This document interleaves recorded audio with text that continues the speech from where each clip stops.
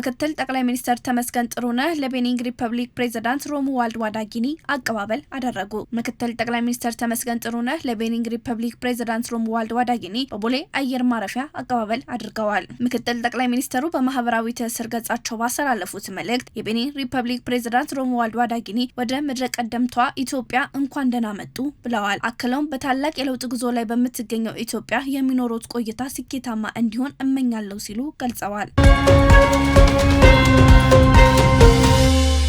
በሳውዲ አረቢያ አስቸጋሪ ሁኔታ ለሚገኙ ዜጎች ምህረት እንዲደረግላቸውና ወደ ሀገራቸው እንዲመለሱ እየተሰራ መሆኑን የውጭ ጉዳይ ሚኒስቴር አስታወቀ። የኢትዮጵያ ፌዴራላዊ ዲሞክራሲያዊ ሪፐብሊክ የውጭ ጉዳይ ሚኒስቴር በሳውዲ አረቢያ በአስቸጋሪ ሁኔታ ውስጥ የሚገኙ ዜጎች በተለይም በህግ ሂደትና የፍርድ ውሳኔ የተላለፈባቸውን ወገኖች በተመለከተ መግለጫ ሰጥቷል። የኢትዮጵያ መንግስት በውጭ ሀገር ለሚኖሩ ዜጎች ደህንነትና የቆንጽላ ድጋፍ ከፍተኛ ትኩረት የሚሰጥ መሆኑን የገለጸው ሚኒስቴሩ ችግሩን ለመፍታት ከሀገሪቱ ባለስልጣናት ጋር ተከታታይ ውይይቶች አድርገዋል።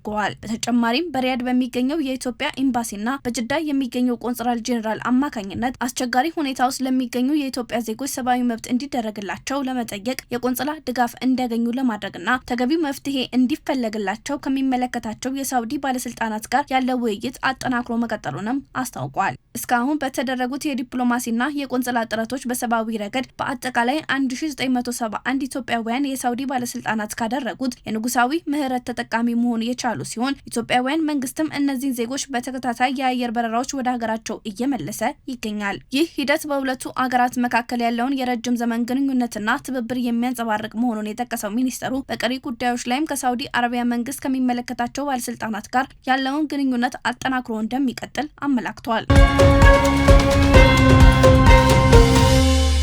በ2018 በጀት ዓመት ከ350 ቢሊዮን ብር ገቢ መሰብሰብ መቻሉን የአዲስ አበባ ከተማ አስተዳደር ከንቲባ አዳነች አቤቤ ገለጹ።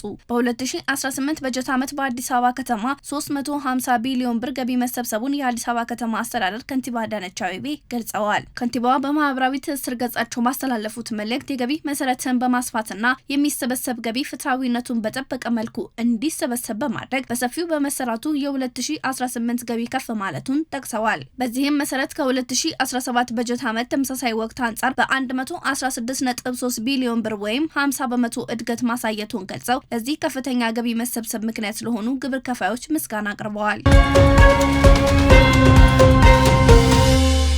በኦሮሚያ ክልል መሰረታዊ የህዝብ ጥያቄዎችን የመሰሉ የልማት ስራዎች መከናወናቸውን የክልሉ ፕሬዝዳንት አቶ ሽመልስ አብዲሳ ገለጹ። በኦሮሚያ ክልል የ2018 ዓ.ም በጀት ዓመት የመንግስትና የፓርቲ ስራ እቅድ አፈጻጸም ግምገማ በአዳማ ከተማ አባገዳ አዳራሽ እያካሄደ ይገኛል። በግምገማ ወቅት የክልሉ ፕሬዝዳንት አቶ ሽመልስ አብዲሳ ባለፉት 5 ዓመታት በክልሉ ህዝብ ሲነሱ የነበሩ የልማት ጥያቄዎች በተጨባጭ ምላሽ መገኘቱን አስገንዝበው በተጠናቀቀው በጀት ዓመት በሁሉም ዘርፎች ስኬታማ ውጤቶች መመዝገባቸው ገልጸዋል። አክሎም የክልሉ አመራሮች የተገኙ ድሎችን አጠናክሮ ለማስቀጠል የሚያስችሉ ስልቶችን መፈተሽና የታዩ ክፍተቶችን በመለየት ለቀጣይ ስራዎች መዘጋጀት እንዳለባቸው አስገንዝበዋል። በቀጣዩ በጀት ዓመትም በክልሉ ካለው እምቅ አቅምና የልማት ፍላጎት ጋር የሚጣጣም የተለጠጠ እቅድ በማዘጋጀት ያሉትን አማራጮች አሟጦ መጠቀም እንደሚያስፈልግ አስታውቋል ሲል ኢዜአ ዘግቧል።